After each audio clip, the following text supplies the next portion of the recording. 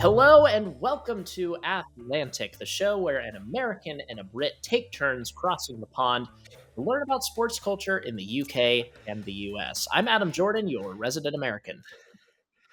And I'm Harry Collins, your resident Brit. How are you, Adam?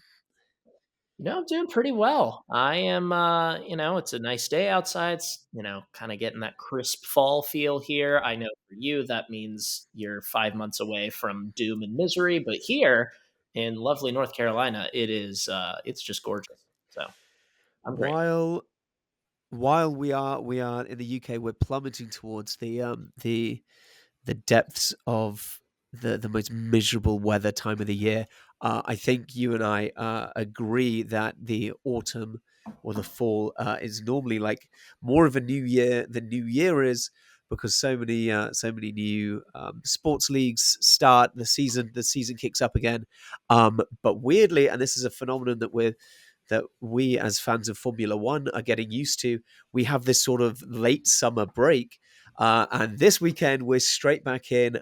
We're at Austin in the US, one of, what is this, the third American Grand Prix this year? Or is this the second? Are we This still is going the to do second of Vegas? I can't three. remember. This is the second of three. Yeah, we're But taking I over. love, yeah, I love the Austin Grand Prix. I think the Circuit of Americas is fantastic. And I think we agree that this F1 season is starting to hot up in a way that it hasn't for maybe a decade. That's upsetting. What's your take? Do we think do you have any faith that we'll have anything other than a Red Bull winner at the end of the year? I think it's gonna be tough to say. I mean, certainly not in the constructors. I think McLaren is going to take that. But I think the math is just not going to work out for Lando to be almost certainly not Charles. I don't think the math is going to work for Lando to be able to come back on Max. But I think he'll make it close. I hope he does. But I I don't see think it. I read an article saying that Lando has to average like 9 points more than Max every week, which, if you do your F1 maths, is 3 places. And I don't think there are two other drivers that are going to keep Max that far behind, unless something cataclysmic happens. Yeah, Um, but hey, it's going to be a really fun sort of 5 or 6 weeks it between is. now and the end of the season in December. It is. It really is. And this is a great way to kick it off at the Circuit of the Americas in Austin, Texas. And it's a perfect time for us to be recording. If you can't tell, we're right before the U.S. Grand Prix. It's a perfect time to be recording because the center of one of the centers, I would say, of the sports world is Austin right now. Because this weekend you have the U.S. Grand Prix, and you also have a titanic matchup in the world of college football. Number one Texas. Is Texas back? I think they officially are, although they may have to win a national championship to get there.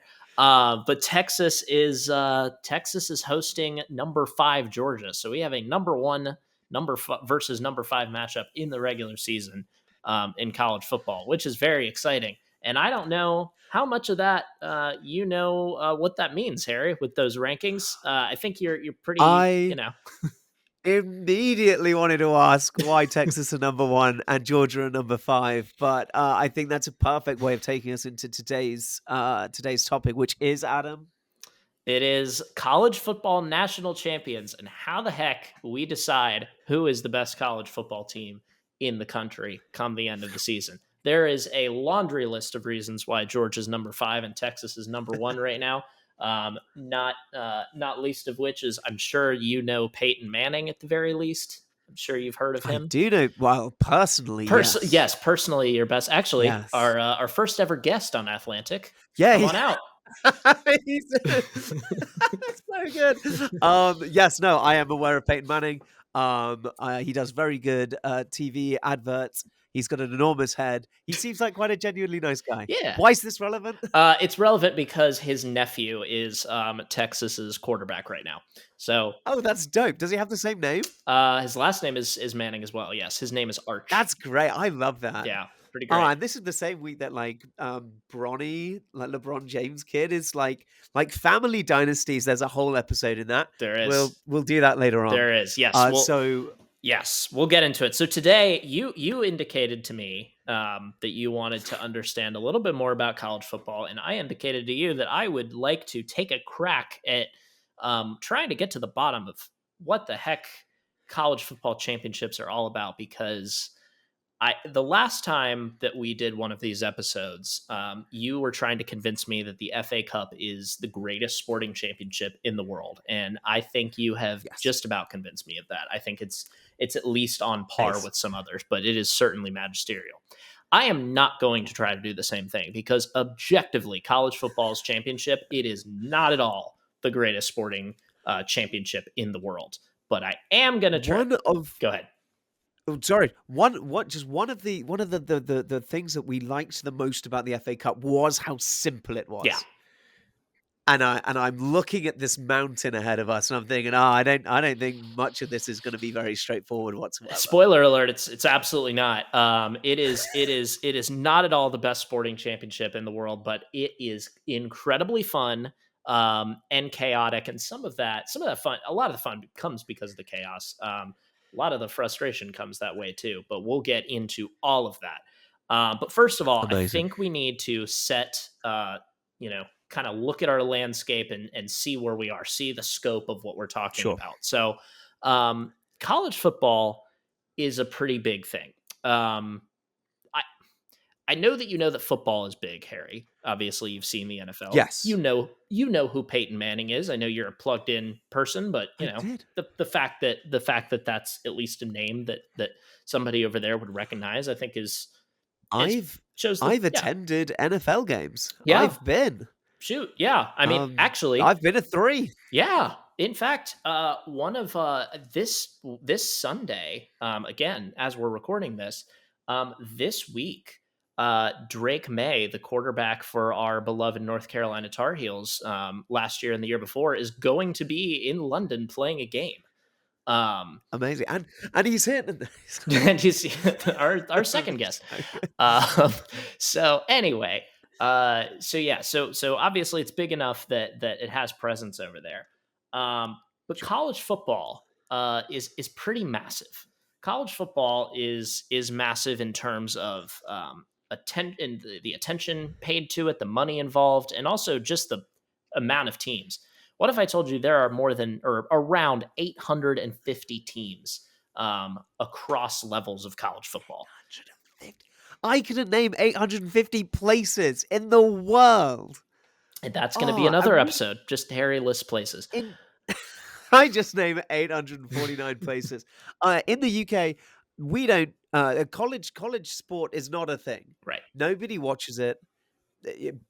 Some people play it, but it's not a pipeline for a major league. So this is completely alien to us. The prospect of watching legal minors. No, Yeah, they're not legal minors, are in they? They're some just are they? cases, Are they? Yeah, they sometimes they some are, of right? them are actually one of the most high profile college football players right now is a 17-year-old. Incredible. That's a child. Yes. The prospect of like turning on a TV and seeing that is absolutely wild. And here it wouldn't happen. But also like these are like huge universities, and from like the most well-known universities around the world down to like colleges at far more like community levels, aren't they? Yes, absolutely. So there's several different levels to college football. It goes all the way down. I mean, you could go all the way to the junior college level. There's like literal community colleges, small colleges that are only 2-year schools rather than your standard 4-year school. Um, they'll some of those will have teams, but in terms of 4-year schools, there's about 850 of those teams, and that goes from down from Division 3 football, Division 2 football, and then Division 1, which is the one that is the most competitive, or at least the most recognized and the most popular. Is split actually into 2 levels. There's the kind of lower level of that is FCS, which stands for Football Championship Subdivision. That's a wonderful thing that we could have a whole other episode about. But we won't get into that. The one that we're really concerned about here is the top level, which is FBS, the Football Bowl Subdivision. Go ahead.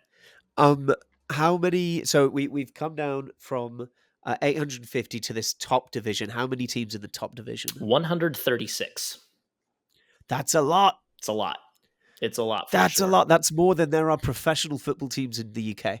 Yeah. Um, okay, continue, please. Yeah. Actually, let me just double check. It's 134.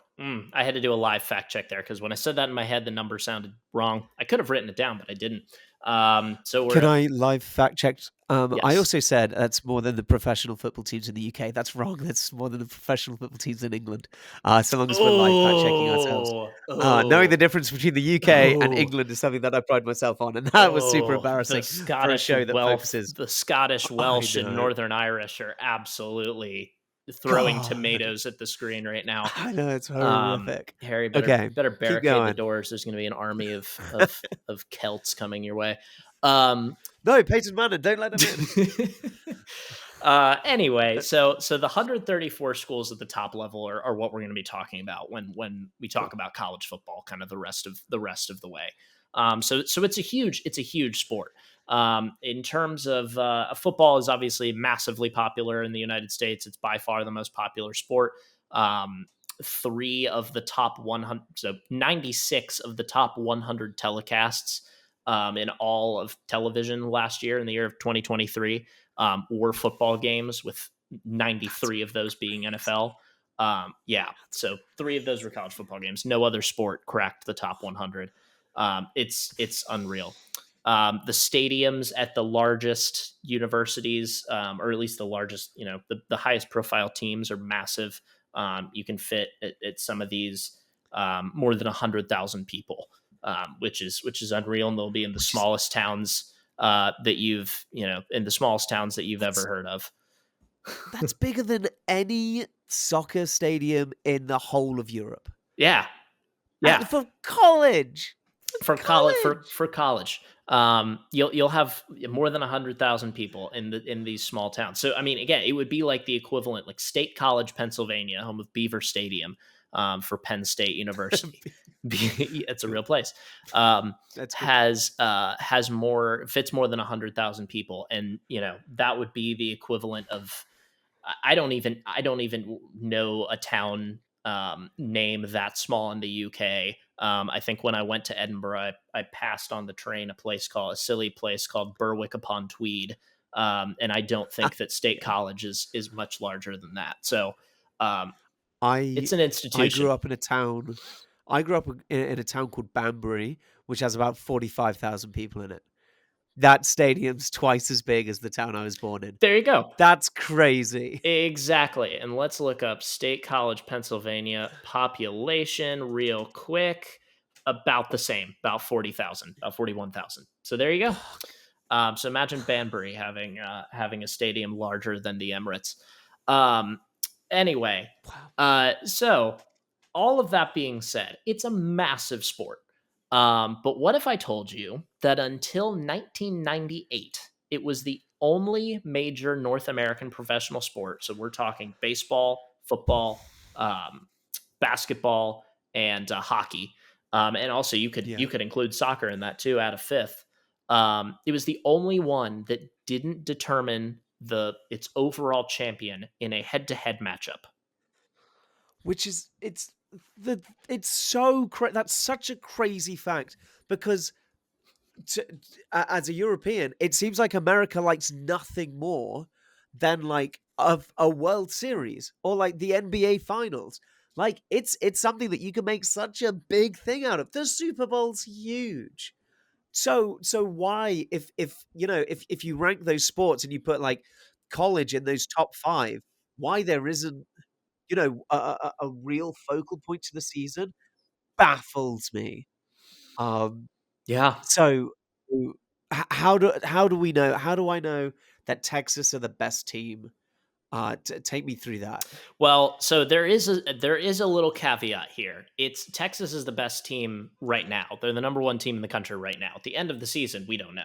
That doesn't mean they're going to win the championship, and that's obviously that's a thing across sports. Sure. Anyway, but Yeah. wanted to Okay. make Fair. that clear. I am not here predicting that Texas is going to win the national championship. We don't want to put that out Okay. there. um, But yeah, so how do we know? It's a complicated situation, and we will know at the end of this year because in the second week of January, we will have a national championship game, and the winner of that game will determine the overall college football national champion. That's it. It's No, settled. No questions. that seems very straightforward. Yeah. That seems very satisfactory. Why hasn't that been the case forever? A What were we doing before? an absolute myriad of reasons, and you asked the question, so you got to hear the answer. Sorry. All right, I'll buckle in. No, it's going to be great. That's why you tune into Athlantic. So the beginning, college football started in the 1860s, and we're talking football like nothing even close to resembling the sport that we know today as American football. This is still something that is in the evolutionary period, in the evolutionary track of when there was some sport that I think we can all agree across the world. There was some proto football sport that at some point Sure. morphed into association football, soccer, and rugby football. Um, Yep. yeah. There was here we had a version that evolved unto itself that we know as American football. And Sure. so the game back then, college football started when the sport started. The beginning of the sport Oh, and wow. and college football go hand in hand. It's not like it was a professional thing and then it came to college. It was basically at the same time.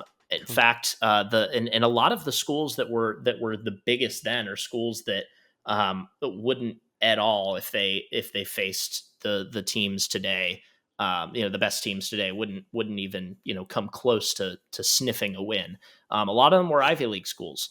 The biggest rivalry in the country back in the late 1800s, early 1900s was Harvard versus Yale, Harvard versus Princeton. Those kind of schools playing each other. It was a very Do we northeastern sport. And Yeah, go ahead. is that is so you said it's a very northeastern sport. Is that why the Ivy League teams took it on early doors, or is there like a correlation between like just them being more organized early on, do you think? There are more. I mean, I got to be honest. I don't know the full answer to that. I just Fair. know that it was It's not relevant. Yeah. yeah. I mean, honestly, that's a side that I would love to go and do some research on. I'm sure in our wonderful sport history classes that we took, I'm sure that there was a lesson on that at some point. But I don't have the notes from that day of class, so we'll have to No get worries. back to you on that. Sure. But it was very popular in the Northeast, and it spread throughout the country. The sport actually, a quick aside, actually was almost over really before it could truly get a footing. I mean, it was a violent sport. People were dying. Literally, there was one year where there were Whoa. 19 deaths of college kids. 19 deaths. Yeah, it was. We know football to be a sport That's that has crazy. has very real has a very real history of and present of causing traumatic brain injury, but this was a different level. People were dying on the field left and right. So that's a story we could go into another time. But it was it was it Christ. was a rough and tumble sport back then. Sure. Anyway, it gets cleaned up over time, and as we progress from the turn of the century into we get into the 1910s, 20s, and 30s. It's spread across the country at this point. You're seeing great teams in the Midwest. You're seeing great teams in the Southeast, in the Southwest. Really, all parts of the country have taken football. It's not the most popular sport in the country like it is now, but it has certainly taken hold, and there are a lot of great teams really throughout the country. But it becomes a regional sport. The United States is a large place. Not you're not going to be able, especially in the 1920s, if you're Harvard, you're not gonna travel down to Alabama to play a game. That's just not feasible then, from cost wise or really logistics wise. So you get Sure. you get a lot of these regional powers that grow, and eventually the Ivy League schools fall off. Um, but yeah, the service academies, the Air Force, the Navy, the Naval Academy, the Army is those are two huge powers because there's a lot of military implications to football with the tactics and everything. It's in the And physicality of it. The military loves it. they have to be quite fit. They've got to be quite fit, right? Yeah, Oh, absolutely. Basically, the point is, there's a lot of regionality. There's a lot of great schools across the country, and a lot of them, when they want to play, when they want to form their schedules, they form themselves into conferences based on these regional lines. You have schools in the Southeast form into the Southeastern Conference and the Southern Conference. You have teams really throughout the Midwest come together to make the Big Ten conference. You have teams in the Southwest make the Southwest Conference. There's a Big Eight conference on the Pacific Coast. There's what eventually becomes the Pac-12. So becomes very regionalized. and so they're literally. You said that you've um, made it clear that they're literally regionalized because America's so big. Right. Um, but we've got breakout. We've got really good teams in all of these divisions, and they play each other less and less. So, do some of these, in your opinion, do some of these conferences, these regionalized conferences, are they recognized as stronger, as competitively better than the other regional conferences?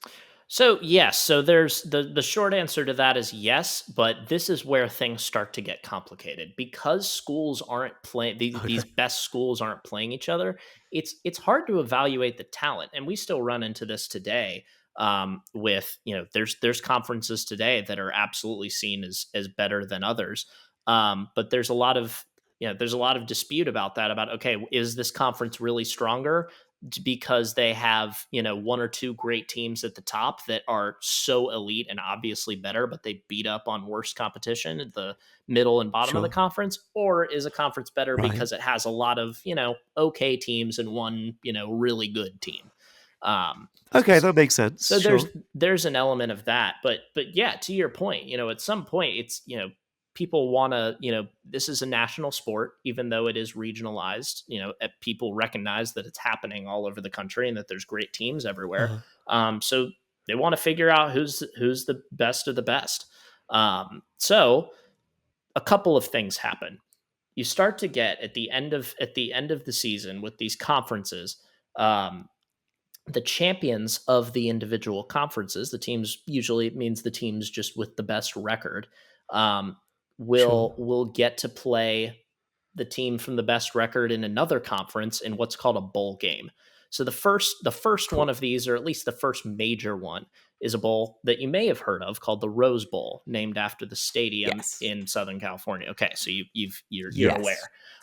The Rose Bowl, it's now known as the granddaddy of them all. It's old. It's revered as this institution of tradition, and we both marvel at it and also chuckle at it a little bit because they take themselves a little bit too seriously, but it is objectively Sure. a great spectacle. I've been fortunate enough to go to a couple of them, and it's unlike any Cool. other sporting event I've been to.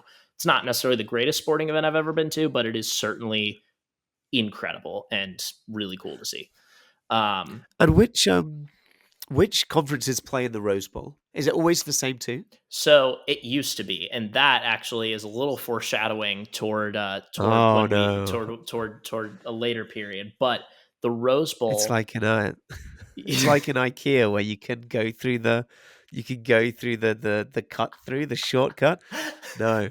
Take me through. go Take me through kitchens, Adam. go through all the Get me kitchens, there. see yourself into space, Harry. Um, Yes. the Yes, live in the beds. Okay, So okay. So we're in the bowls. the Rose Bowl featured the Pac-10. Again, it went by different numbers, but the Pac-10 Sure. best team basically from the Pacific Coast against the best team from the Midwest in the Big Ten. So it was always those two champions against each other. We're getting into Cool. something. I don't want to get too technical here, but we're getting into something called conference tie-ins, which is basically just the term for you would get some of these major bowls would always take the champion from a certain conference Right. versus another champion. So to Okay. tie back a little bit more, not all of these bowls, by the way, have conference tie-ins, but this is a big thing. Not all of the best teams are sorted into a conference. To go back to the Penn State example, for a long time, Penn State was independent. They didn't have a conference. That really, there are a lot of large football programs that weren't part of a conference. Um, Right. they right. They would choose not to be in a conference. It wasn't really in fact, a lot of schools were independent really until the 90s 2000s is when you really start to see Ah. a fall off of major schools being independent. The only major school that is still without a conference, formal entry into a conference in football, is Notre Dame. Oh, Yes, I was oh, gonna I'm get that right. sorry. I Yes. I didn't I realize was you gonna were no, it's all good. It's totally fine, but I was gonna get that right. you were the star I was student. desperately trying to remember what they were called You were ready because to go. their nickname is the Fighting Irish, right? Exactly. Exactly. Right, and Um, I just couldn't remember what their school name was called, but I we'll knew that. we'll Okay, give good. you we'll give you credit for it. I jumped all over you on that. But yes, No, so fine. Notre Keep Dame going. Notre Dame is really the lone holdout here. But anyway, so all this to say, there are these bowl games with conference tie-ins, but sometimes not. Um, that if you're a great team at the end of the year, the bowl game is going to invite you to come. They want to have the best of the best teams playing. The winners of those bowl games win a championship. Sometimes it's thought of as a national championship, but sometimes it's not. It just depends on if the number one and number two team are playing against each other. If that so happens to occur, if you get lucky and have the top two teams playing against each other. I specifically But there haven't told are you how we get to that point yet, but we will get there. okay. Maybe that'll answer my question, but th Go ahead. they are competing for the bowls, Yep. but there are multiple bowl games going on. Yes. So we have multiple teams that are winning their last game of the season, which you say some people consider a national championship and some people don't, but they are not the only team that have won their final game of the season. Correct. Absolutely correct. Okay, Um, straighten that out for me. Yeah. So how does that happen? Well, we got to go back to we got to kind of stick in this era right around the same time that bowls are starting to happen.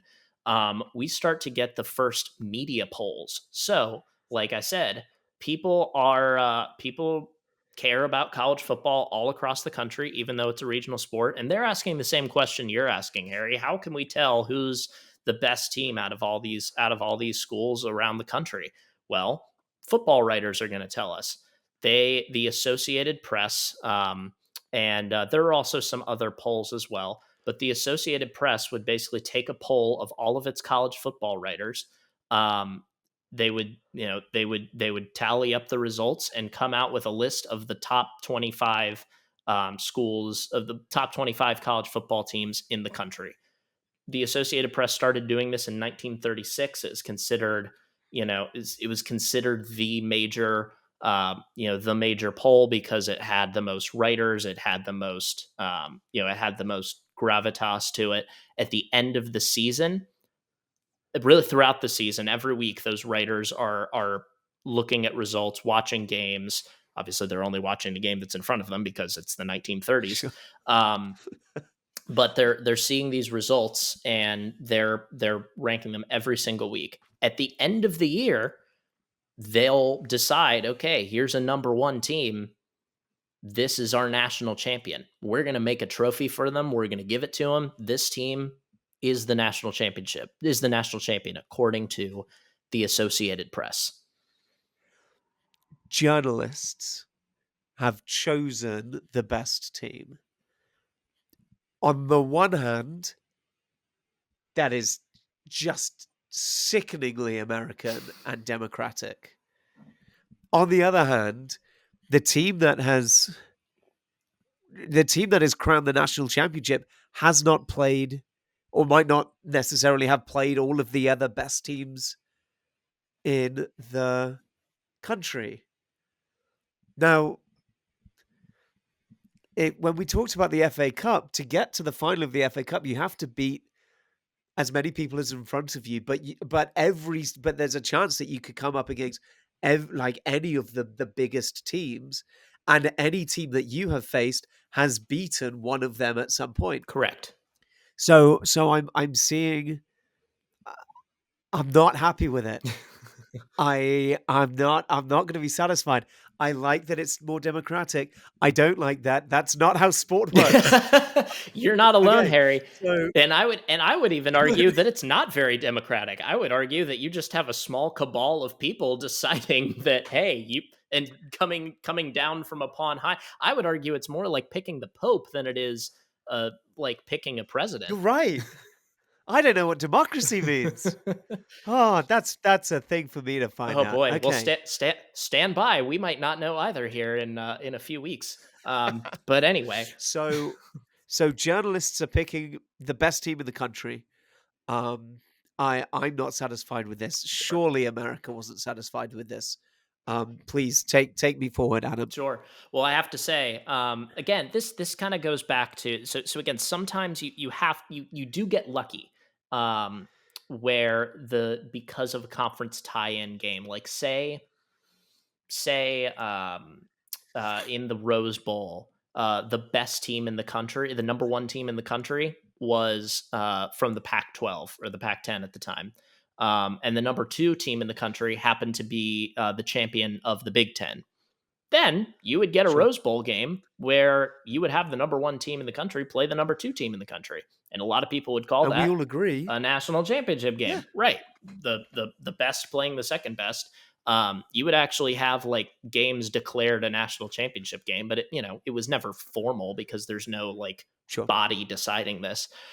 In fact, there was one year, I want to say it was 1969, where President Nixon declared a number one, I think it was number one Texas actually, against number two Arkansas. Again, these are things that I could have written down, but they're just things that but I didn't. So don't fact check me there. But it was number one team and a number two team, and he basically said, "Hey, the winner of this game is going to be the national champion, and we're going to give him a plaque at the White House." Like that kind of thing. It's just you get lucky. Maybe you have Abuse the of right power. matchup. Yeah. So Sure. how we get this? So I hate to introduce a little bit more complication here, but I promise we'll get around it quickly. In Okay. 19 in the 1940s and 50s, there start to be more polls. There's a coaches poll. There's another poll that is by the Associated Press's largest rival. Really, its largest competitor in journalism, the United Press International. These are major polls. They're Okay. filling out. They're doing the same exact thing, awarding national champions at the end of the year after Are, deciding who the number one team is. are they agreeing with the AP? For the first 3 years, they were, and then in year four, they came to a different conclusion, No. and there are That's multiple no national better. champions. That's no better than the bowls thing. Yeah, No. yeah, you're Okay. getting you're getting Oh, multiple champions here. And also, I you're mean, you're making this so complicated.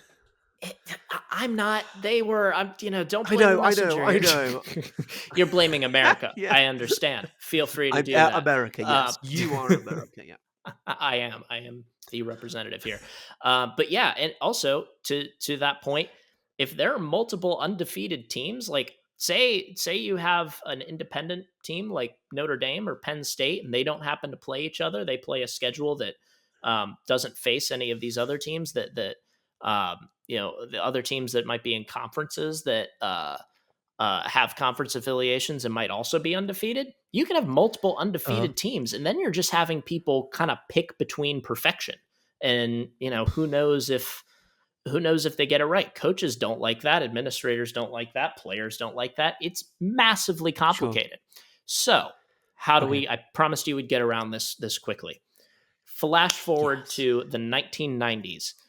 In the 90s, Wow. great, I would say a terrific decade, seeing it's the decade that you and I were both born. I would also say it's a terrific Amazing. decade because it was the decade where we started to figure this stuff out a little bit.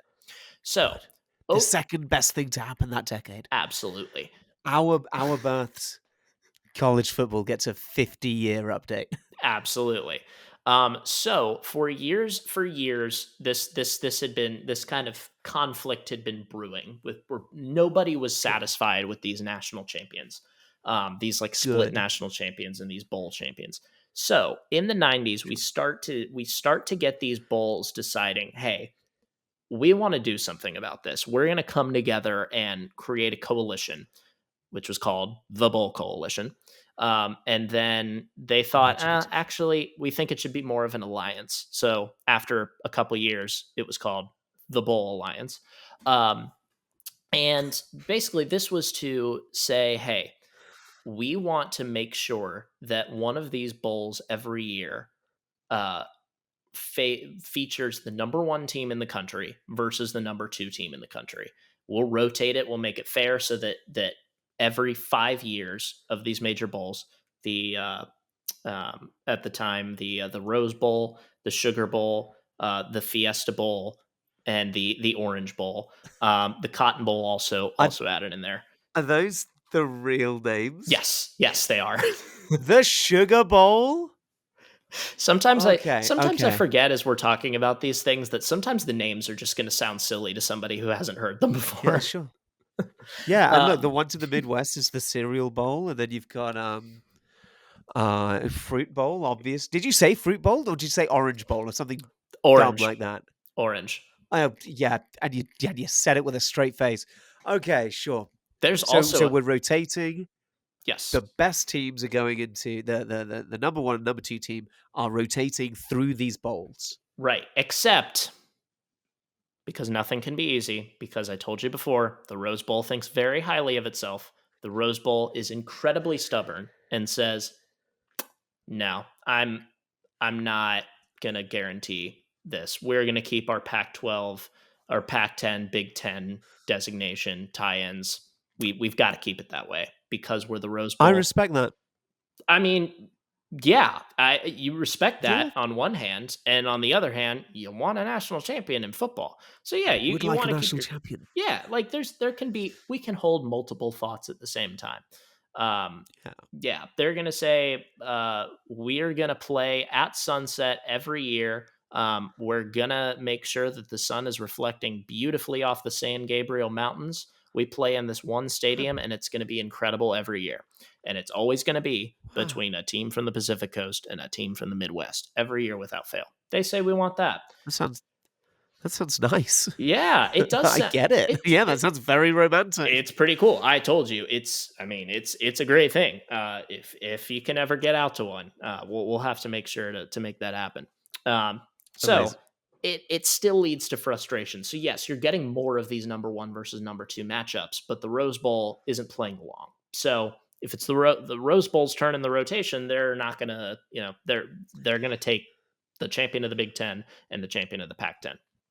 So in 1998, and there's a lot of reasons that I'm not going to go down a tangent to get to as to why this happens, but eventually, with the financials of it start to make sense, and it becomes too much for the Rose Bowl to turn down. They create a brand new organization. The bowls come together, the conference commissioners come together and create the Bowl Championship Series, the BCS, in 1998. That And this that sounds good. Yes, and this is This this accomplishes two things. One, you get the Rose Bowl involved, so this bowl rotation, you're always going to have a national championship between the number yes. one team and the number two teams. Um, Yes. you're also going to take out some of the subjectivity of it. You're not going to have the Associated Press poll deciding solely this is the or this is the number one team and this is the number two team. What you're going to do instead is you're going to take the AP poll, the Associated Press poll. You're going to take, I think, the coaches poll as well, and you're going to take 6 different computer models, blend them all together, and have them every week spit out a number one versus 25 team to try to add some objectivity to it, so that at least when you're getting to the number one versus number two teams, it's not just a group of people's opinions. Okay. You looked pained. I'm gonna hold my tongue for another couple of minutes before I point out that another college sport answers this question really well. And I'm wondering why it's taken us so long to maybe think about doing something like that other unnamed college sport. Because I really believe in college football. I think this has a super satisfying ending. I hope this story isn't over in the 1990s because I don't like the fact that there are computers involved now. We have computers and journalists doing what athletes should be doing. But okay, how long does this model last? Well, it lasts until 2013. So if you're in the 90s, you got to wait a little while, but it was so much Sure. better than the system before, and it went through some Okay. revisions, and there I were, agree with that. Yeah, sure. yeah, and eventually you actually got to a point where there was a separate, in 2007, there was a separate game that was the national championship game, that was separate from the bowl itself. So you also Okay. got more football too, which was cool. But anyway, Cool. people are not, you're not alone in your frustrations. People were also upset that, hey, how is it possible that there can be multiple teams, because there's still multiple undefeated teams, a lot of times, or one loss teams where you're that team had a loss against a really highly ranked team, so they might actually be seen as a better team than an undefeated team. So, but again, Sure. how do you come to that determination without something that may rhyme with Karch Cadness? There is a I'm sorry, I tried. The eventually we get to 2013. That's the last BCS bowl in 20, or the last BCS national championship game. In 2012, the year before, college football commissioners, the bowls, came back together and decided, all right, we're going to create a different system here. We're going to create a playoff. We're going to create, and it is Yes. creatively named the college football playoff. Oh Incredible. yeah. Where starting in 2014, they take the top 4 schools and put them in a 4-team bracket to Okay. that is also separate from the bowls, um, but also integrated with them, because some of the 2 semifinal games are played as bowls. It's complicated, but Sure. you're getting to a point where, okay, at least you're solving this on the field a little bit more. It also did away Right. with the polls. It Good. also did away Yes. with the computers. Yes. So, would it Yes. satisfy More you? sport. I don't know if the answer is going to satisfy you. We replaced it with a committee.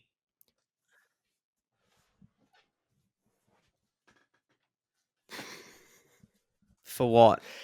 A committee, For like, oh, I'll also say a committee is the same way that that March Madness is determined. So it's not as though it's a bad model. okay. In fact, I would argue it's a good model, because you have a rotating cast of people that are experts in the space. They are athletics administrators, they're former players, they're former coaches, they're um, they're Yes. people that know what they're talking about, and do know college Okay. football. Do they get everything perfect?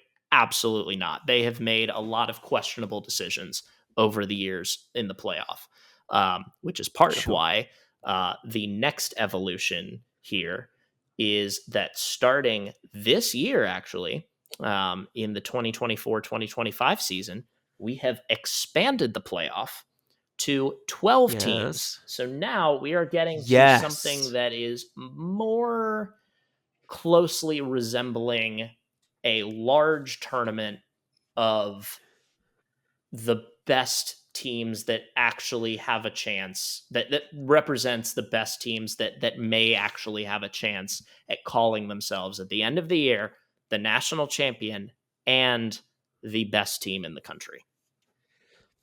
Okay. Excellent. We got there. Genuinely thrilled that we've got, would you say, 12 teams? Because the thing that was so frustrating about when you said committee is that you'd mentioned that that was for a 4-team bracket, which means, yeah, we're still reducing 100 and would you say 140 odd teams into just 4 teams. And admittedly, you're probably talking about the committee only really need to like discuss the top 10 teams, right?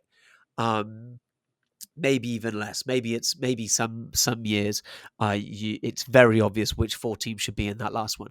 But what was aggravating about the committee bit is the fact that they are reducing it to so few teams. I think that's completely mitigated by the fact that you can have a larger bracket. 12 isn't a typical bracket size.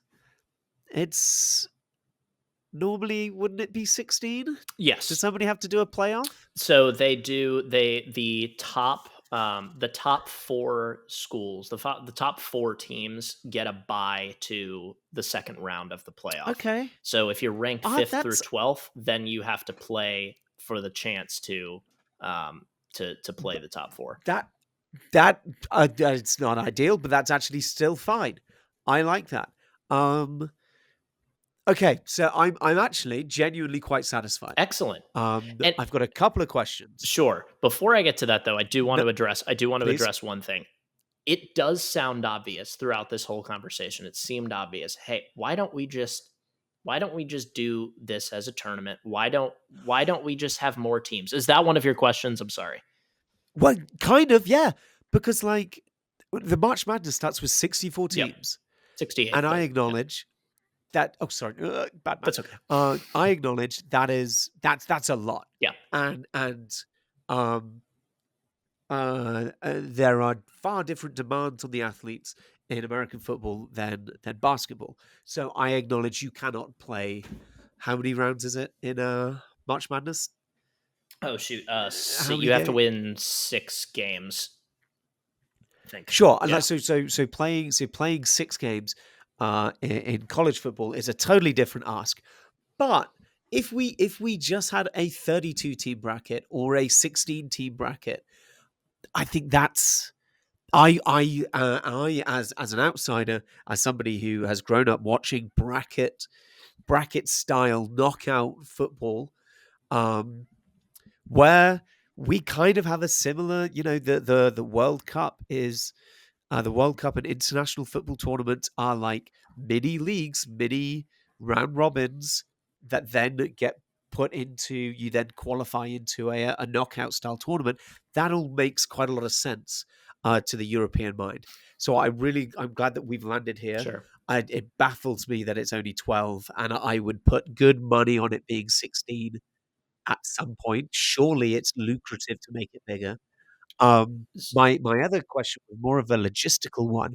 Are the playoffs all played around the same place, or are they played nationwide? Sure. Okay. So to back up a little bit, the Yes. reason, without dragging us on too long, the reason that you don't play more than that they've been so hesitant to expand a football championship and now of course the playoff is because at this level the players and the money that is poured into development of these players and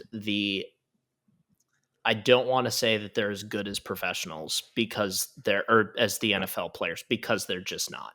But Sure. the size of these people, these players, the athleticism of these players, it's just genuinely too much on your body to play that Sure. much football. If you were to make this Sure. a 64 team tournament, as you acknowledged, that's just not going to work. Even if you make it a 32 team tournament, fine, sure, but you're adding another week of just punishment on Sure. these Yeah. players' bodies. And also, because of that, football can only be played once a week. Your team can only play one time per week. Yeah. Um, Fair. Good point. and at a certain point, it just gets impossible with the calendar, too. Especially because once you get into NFL playoff time, the NFL is going to start taking up more days where they're going to want to take up more of the prime TV slots where you're going to get a lot of viewership. Sure. Remember, they had 93 of the top 100 telecasts last year. Yeah. It's really So that's the big reason there. And in terms of the location, um, they were it depended. So with the playoff uh, up until this coming year, it was or this current year, you would play at the various bowl sites. They would rotate to. They would rotate the bowls between six of them, and every year two of them would be cool. semifinals, and then they would have a separate national championship game at a place that Sure. I rotates. like that. Okay, It's the that's cool. same exact thing with the 12 team playoff, except those first round games that are like those play in kind of games. Those are Uh-huh. actually going to be hosted at campus sites, so they're going to be true home Cool. games for schools. All right. So that's Nice one. Okay. No, I like that. yeah. That makes sense. Yeah. Wow. Well, I'm glad that we got to a resolution that was satisfying. It's there It's will always be debates because there's so many schools, and not everybody gets to play each other in the regular season. But yeah. um, I think the system is about as good as we could possibly hope for right now.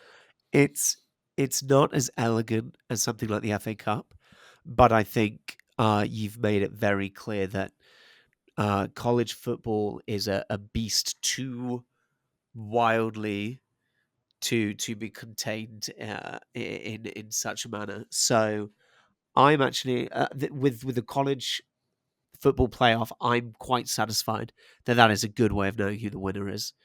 Um, Incredible. yeah, you've Well, done it. I'm a convert. let's Fine, go. All right, I'll be we'll get you watching. back over here. We'll get you back over here to watch to watch one of these bowl games or a college football playoff sometime. Amazing. All right, is it time to move on Now to the next segment?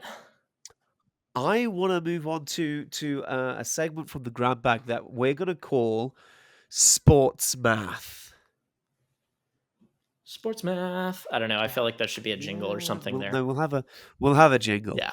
Um, okay, very simple. I am going to ask you uh, a question, a sports math question, and it's going to be in the format of I want you to tell me what is the largest sum. Is one number higher than the other number, Okay. and you get points. I've decided you get points Ooh. if you get because one of the numbers will be higher than the other. Okay. And you will find those numbers by knowing the trivia linked to the two parts of each number. Okay. You will get 1 point if you just tell me which of the two numbers is highest. You will get all 3 points, the maximum 3 points, if you get every single bit of trivia right. Ooh. Okay. Okay. So four bits of trivia. I just want you to tell me which is the highest number. Okay. Okay, so the first number. The number of times the United States has hosted the Summer Olympic Games. Okay. Should we go? Times. Okay. Oh, Okay. go on. I was gonna say, should we go one by one or should we? Okay. Go ahead. Ask the rest of it. Okay. I'll give you all of it, and we'll break it down. Okay. I'm writing this So down. I'm not cheating. I'm just on my notes app, and I will no worries, switch to a that's all right. calculator at some point. Class.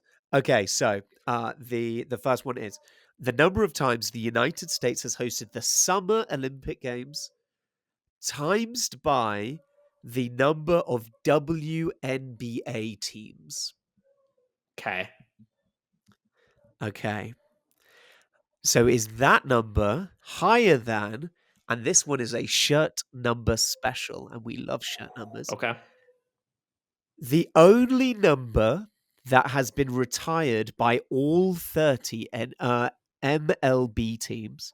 Okay. There's one number that every team has retired, in addition to the shirt number worn by the current Baltimore Ravens quarterback. Okay. Is what was the can you the WNBA teams and the MLB jersey number? What was the operation there?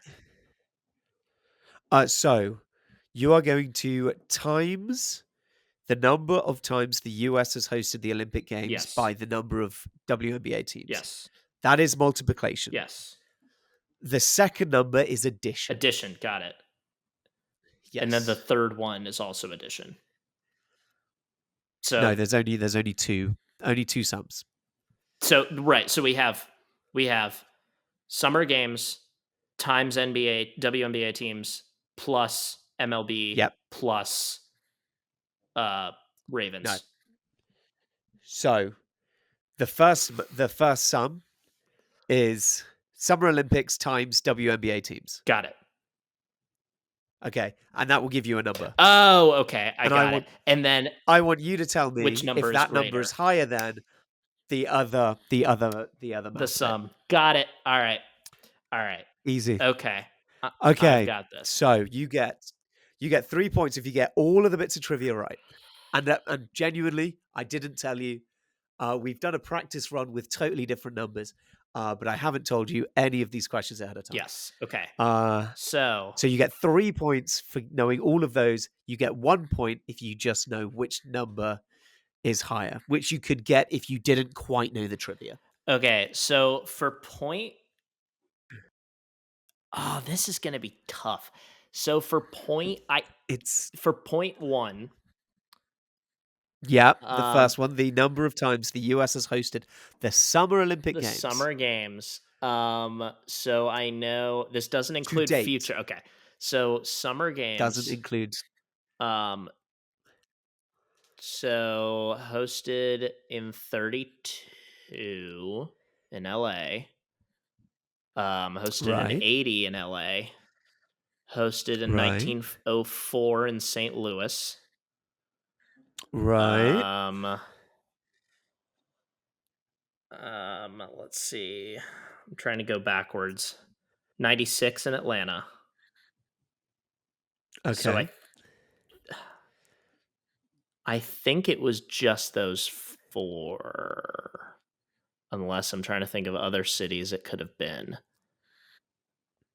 Um, wasn't ever in Chicago or anything. I think those are the only four. So I think it was only four summer games. Okay.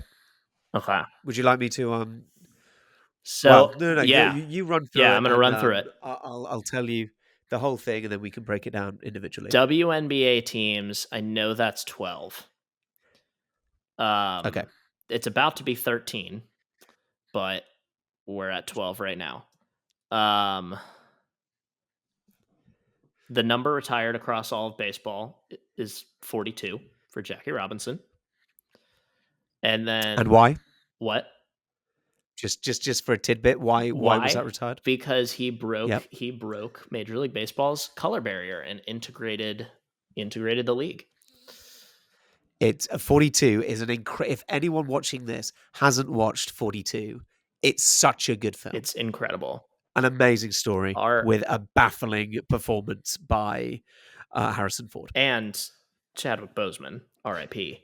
No, he's brilliant in it. Yeah. Harrison Ford's fucking nuts. Okay, so yes, 42 So plus. and plus Lamar Jackson's number 8 for the Baltimore Ravens. So Okay, that is 4 times 12, which is 48. I'm going to say if I've got that right, it's going to be less than 42 plus 8, which is 50. You're absolutely spot on. Adam gets 3 big points. Yes. Yeah, correct. Correct on every single account. Absolutely smashed it. I did wonder if the Olympics would throw you off. Not because you were looking for a fifth one.